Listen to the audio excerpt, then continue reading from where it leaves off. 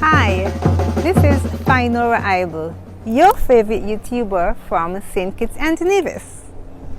Come along with me as we explore our folklore sports culture in St. Kitts and Nevis. In the years when sugar was king in St. Kitts, locals enjoyed 1 week of holiday between Christmas and New Year's. They successfully merged the cultural traditions of the Europeans and the African culture, forming unique sports that were played during those holidays. It is a time when the working class people took to the street, dancing, singing, playing music, and performing shorter presentations. Our folklore sports include masquerade, bull, mummies, nigger business, actors, and the swagger, just to name a few, date back to slavery and represent synergism or potpourri of African, European, and Amerindian elements. Today, the masquerade, bull, Moko Jumbies, mummies, actors, and clowns are the primary sports played, with the masquerade and bull ranking the highest in popularity.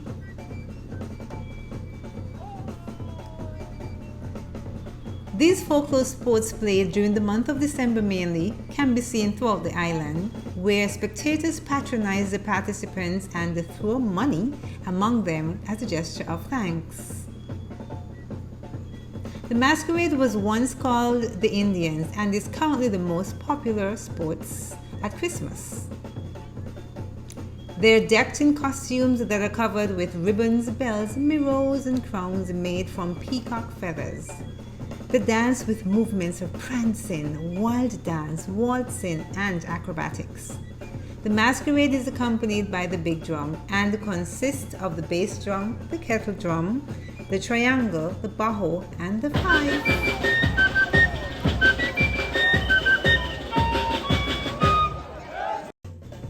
The Moko Jumbies originated from West Africa and is symbolic of a mediator between the living and their ancestors. The stilts represent the ancestors overlooking their community to see both the present and the future. They perform by prancing the streets on stilts, dancing to tambourine rhythms and other music. Originating in the 17th century, the actors started as entertainment for the governor. 10 men dressed in red show their strength through a dramatic coordination of tumbling and springing over forks. The participants are led by a man that represents the devil carrying a fork. My favorite, and the one that I still have nightmares about from my childhood, the bull. The bull is a demonstration of an incident some say happened in the 20th century on Belmont Farm, while others say the sport existed long before that. The story depicts a hired help who knocked the bull unconscious in order to save himself. A vet was called, and despite his incompetence, he manages to revive the bull, who then charges and attacks the spectators. The clowns are decked with loose, colorful clothing with jingling bells attached. Their faces are covered with wire masks representing Europeans. They dance by crackling whips, perhaps made from cat skin or plant. The mummies mimic the English mummying tradition. It depicts the captain, also known as the fool, the giant, the dragon, St. George, Patrick, Andrew, and David. Players armed with sticks fight without harming each other.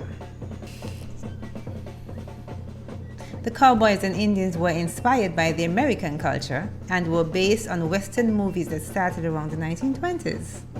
The participants depict a Wild West scene by gun-swinging, swaggering cowboys who would entertain spectators by singing a melody of old cowboy songs.